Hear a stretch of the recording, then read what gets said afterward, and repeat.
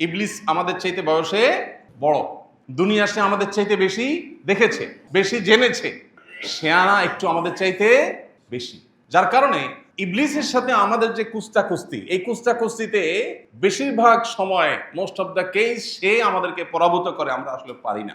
কারণ সে একটু বেশি শেয়ানা, সে একটু বেশি সিনিয়র, সে একটু বেশি পারে, এজন্য আমরা ধরা খাই এসে আল্লাহর কাছে কাঁদি, আল্লাহ শয়তান তো আমাকে ধ্বংস করে দিছে, আমাকে তো জাহান্নামী কাজ করাই ফেলছে, আমার দিয়ে গুনহার কাজ করাই ফেলছে। আল্লাহ, আমরা যখন আল্লাহর কাছে নালিশ করি, আল্লাহ তাআলা বছরে একবার শয়তানকে ধরে রাখেন, যাও সুযোগ এবার তোমার জেতার, সারা বছর তুমি জিততে পারো না, সে জিতে ফেলে, তুমি 2বার জিতলে 10 বার সে জিতে, তো এই সুযোগ তাকে হারিয়ে তোমার জিতে যাওয়া। শয়তানকে এই মাসে কেন শৃঙ্খলাবদ্ধ করে রেখেছে? 11 মাস তো আল্লাহ তাআলা তাকে শৃঙ্খলাবদ্ধ করেননি, এই মাসটিতে কেন শেকল দিয়ে আল্লাহ তাআলা বেঁধে রেখেছেন? কারণ আল্লাহ রাব্বুল আলামিন চান শয়তানি যেন আমাদেরকে বিভ্রান্ত করতে না পারে, আমরা যেন নিয়ন্ত্রণ করতে পারি নিজেদেরকে। সেজন্যই রব্বে কারীম আমাদের জন্য ব্যবস্থা করে রেখেছেন। বিষয়টাকে অত্যন্ত চমৎকার একটি উদাহরণের মাধ্যমে আমরা বুঝতে পারি। সেটা হলো, আমাদের বাসা বাড়িতে পিঠাপিঠি ছেলে মেয়ে থাকলে তাদের মধ্যে টুকটাক মারামারি লেগে আছে না? বাসা যদি আমাদের বাচ্চা কাচ্চা থাকে, পিঠাপিঠি তাদের মধ্যে কম বেশি ঝগড়াঝাটি মারামারি এগুলো হয়।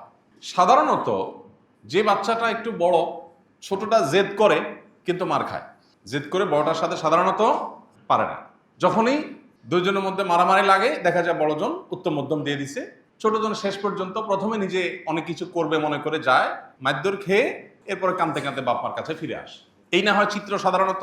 যেহেতু বড়জন সিনিয়র, বয়সে বড়, বুঝে বেশি, এই জন্য সে ছোটজনকে দ্রুতই কুপকাত করে ফেলে এবং ছোটজন নিরুপায় হয়ে মারধর খেয়ে বাপ মার কাছে এসে কাঁদতে কাঁদতে নালিশ করে। বাপ মা কি করে? বাপ মা সাধারণত যদি দেখে যে কোনোভাবে বাচ্চাকে বোঝানো যাচ্ছে না, সে অনেক জেদ, বড়জন তাকে কেন মারলো, কিছু একটা করতেই হবে, তখন মাঝে মধ্যে, সব সময় না, বড়জনকে ধমকাতে বলে, কেন তুমি তার গায়ে হাত দিলা? এরপর তার হাত ধরে রেখে ছোটজনকে ইশারা দেয়, ঠিক আছে তুমি এবার 2-4টা মারো, তোমার জিদ থামো। এবার ছোটজন চান্সে 2-4টা মেরে আবার বাপ ইশারা দেয়, মা ইশারা দেয়, সে পালায় যায়। এরকম হয় না আমাদের বাসা বাড়িতে?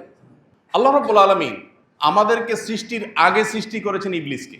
ইবলিস আমাদের চাইতে বয়সে বড়, দুনিয়া সে আমাদের চাইতে বেশি দেখেছে, বেশি জেনেছে, শেয়ানা একটু আমাদের চাইতে বেশি। যার কারণে ইবলিসের সাথে আমাদের যে কুস্তি, এই কুস্তিতে বেশিরভাগ সময় মোস্ট অফ দ্য কেস সে আমাদেরকে পরাভূত করে, আমরা আসলে পারি না। কারণ সে একটু বেশি শেয়ানা, সে একটু বেশি সিনিয়র, সে একটু বেশি পারে, এজন্য আমরা ধরা খাই এসে আল্লাহর কাছে কাঁদি, আল্লাহ শয়তান তো আমাকে ধ্বংস করে দিছে, আমাকে তো জাহান্নামী কাজ করাই ফেলছে, আমার দিয়ে গুনহার কাজ করাই ফেলছে। আল্লাহ, আমরা যখন আল্লাহর কাছে নালিশ করি, আল্লাহ তাআলা বছরে একবার শয়তানকে ধরে রাখেন, যাও সুযোগ এবার তোমার জেতার, সারা বছর তুমি জিততে পারো না, সে জিতে ফেলে, তুমি 2বার জিতলে 10 বার সে জিতে, তো এই সুযোগ তাকে হারিয়ে তোমার জিতে যাওয়া। প্রিয় ভাইরা আমার, আল্লাহ সুবহানাহু ওয়া তাআলার এত চমৎকার ব্যবস্থাপনা আমাদের মাগফিরাত লাভের জন্য, আমাদের ইবাদতের আমলের ঘাটতি পুষিয়ে নেওয়ার জন্য, কিন্তু সেই সুযোগ আমরা কজন কাজে লাগাতে পারি? এই সুযোগ যদি আমরা কাজে লাগাতে না পারি, এর চেয়ে বড় হতভাগা কে? এই কারণেই তো নবী সাল্লাল্লাহু আলাইহি সাল্লাম জিবরিলের সেই দোয়ার সাথে আমিন এবং একাত্মতা পোষণ করেছিলেন, যেই দোয়া রীতিমতো হতভাগা হিসাবে রমজান পেয়ে যে ব্যক্তি আল্লাহর কাছ থেকে নিজের গুনাহগুলো মাফ করাতে পারলো না, শয়তানকে বেঁধে রাখা আছে, এই মুহূর্তেও যদি কেউ আল্লাহর কাছ থেকে মাগফিরাত আদায় করে মাগফিরাত চেয়ে নিয়ে নিতে না পারে, এর চাইতে বড় হতভাগা কেউ নাই, তার ধ্বংস হোক।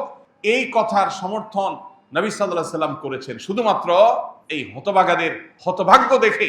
অতএব আমরা যেন সেই হতভাগাদের কাতারে শামিল না হই, আমরা যেন রমাদানকে অর্থবহ এবং প্রতিটা সিয়ামকে যেন আমাদের জন্য সার্থক করতে পারি। আল্লাহ রাব্বুল আলামিন আমাদের সবাইকে সেই তৌফিক দান করুন, আমিন। প্রিয় ভাইরা আমার, অতএব শুধু সাহারি আর ইফতার খেলাম আর মাঝের সময়টাতে পানাহার যৌনতা থেকে বিরত থাকলাম, এর মধ্যেই যেন আমাদের রোজা, এর মধ্যেই যেন আমাদের সিয়াম সীমাবদ্ধ না থাকে।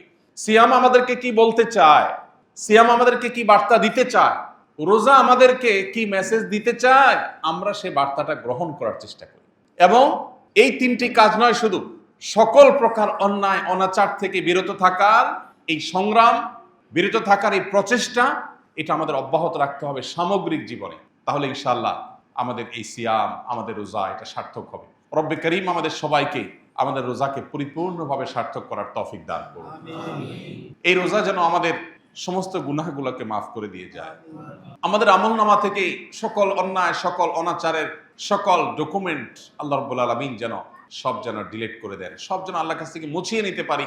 আর কিছু না, প্রয়োজন তাওবা, প্রয়োজন সংকল্প, প্রয়োজন নিজের পাপাচারের জন্য আল্লাহর কাছ থেকে চোখের পানি ফেলে ক্ষমা চেয়ে নেওয়া, নতুন করে আর কোনো গুনাহ, কোনো অনাচার করব না, এই মর্মের সংকল্প করা।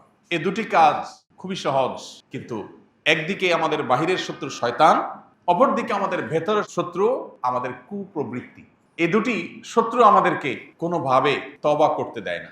রমাদানের অনেকগুলো দিন অতিবাহিত হয়ে গেছে, কি মনে হয় আমি কি আল্লাহর কাছ থেকে আমার গুনাহগুলো মাফ করাতে পেরেছি? মাফ করাবার জন্য চেষ্টা করতে পেরেছি? আমি কি 2, 4, 10, 20 মিনিট সময় নিয়ে আল্লাহর কাছে চোখের পানি ফেলে জীবনের তরে সকল অন্যায়, অনাচার, গুনাহ বর্জন করবার সংকল্প করতে পেরেছি?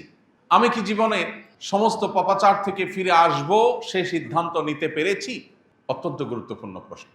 নিজের বিবেকের কাছে প্রশ্ন রাখি। আনন্দের বিষয়, সময় এখনো শেষ হয়ে যায়নি। যদি আমার নিজের ব্যাপারে কোনো অনুযোগ থাকে, অভিযোগ থাকে যে আমি আসলে সেই কাজটি করতে পারিনি, তাহলে আল্লাহ শুকর আদায় করি, সময় এখনো শেষ হয়ে যায়। রমাদানের দিন, রমাদানের রাত, রমাদানের অবসর সময়, রমাদানের কর্মব্যস্ত সময়, প্রতিটা মুহূর্তকে আসুন আল্লাহর স্মরণ দিয়ে পরিপূর্ণ করে রাখি। আমাদের ফোকাস, আমাদের মনোযোগ যে সমস্ত বিষয়গুলো কেড়ে নেয়, সেটা হোক সোশ্যাল মিডিয়ার স্ক্রলিং, হোক আমাদের বন্ধু বান্ধবদের কোনো আড্ডার মজলিস, হোক আমাদের অন্য কোনো কিছু, সে সব বিষয় থেকে আমরা সরে এসে পরিপূর্ণ মনোযোগ আল্লাহর দিকে দিয়ে একটি মাস আমার সমগ্র জীবনকে যেন পরিবর্তন করবার জন্য যথেষ্ট হয়।